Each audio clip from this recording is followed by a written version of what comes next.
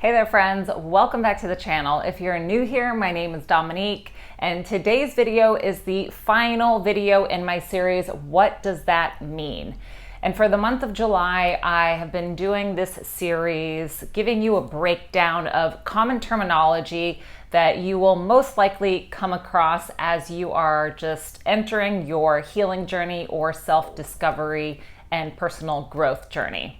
So for today's video, I want to talk a little bit about what the inner child is. You may have already heard inner child work or inner child healing. And for me, bringing inner child work into my own healing practice was honestly the best thing I could have possibly done for my growth.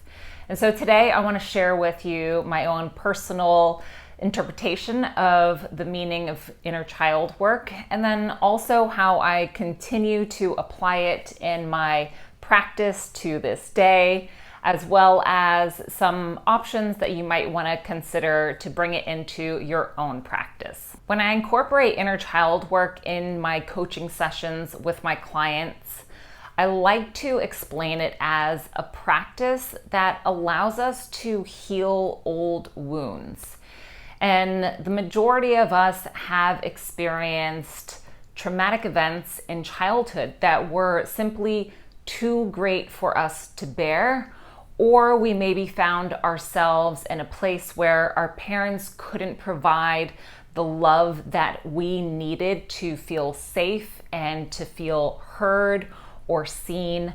And so this wounding begins to sit within us, making us feel as if we are unlovable or not worthy, or that the world is dangerous and we're simply not safe. So when our deepest needs aren't met in the way that our specific nervous system is needing, this creates some separation from our true self. And this separation is out of the need for safety and survival. But these old wounds and separation from self starts to create behaviors that maybe at one time seemed to serve us in protecting us. But now as adults, we're noticing these behaviors and patterns are continuing, and they're maybe getting in the way of us achieving our dreams or of building relationships that we're truly desiring. And now it's simply time to find a way to heal and let these behaviors and patterns go, because they are no longer serving the life that we are desiring and a life that feels fulfilling and enriching. So inner child work provides us a way of reparenting ourselves and becoming the parent or person that our younger self needed but was not able to have in their life at the time. So reparenting yourself can look very different for each individual. But one of my favorite ways to practice reparenting with myself and with my clients is to simply practice greater self-compassion.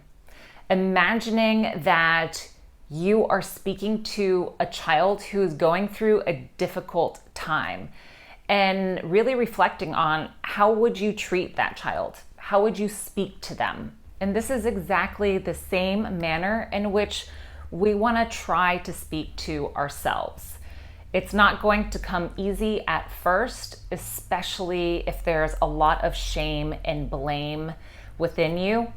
But with practice, we can give ourselves the same support, the same compassion as we would a young child that needs someone to simply hear them, see them, and provide them a safe space to be themselves. So with a little bit of practice, a little bit of patience and grace, inner child work can bring great changes to your emotional well-being and really begin to bring out the person that you were born to be, the person outside of the limiting beliefs that come with our wounding, and the person who has always been there but just needed that caregiver, that parent, to simply see them, hear them, give them a sense of love and safety. This process of reparenting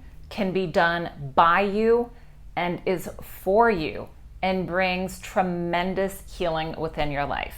I've mentioned in a past video, which I'll link here in the cards, that I firmly believe our behaviors and patterns that follow us in adulthood and no longer serve us originate from our childhood wounding. And when we're separated from this true, authentic self, and we take on the beliefs of others, and we take on survival mechanisms because of our nervous system simply trying to keep us safe and alive, we can find a way to heal.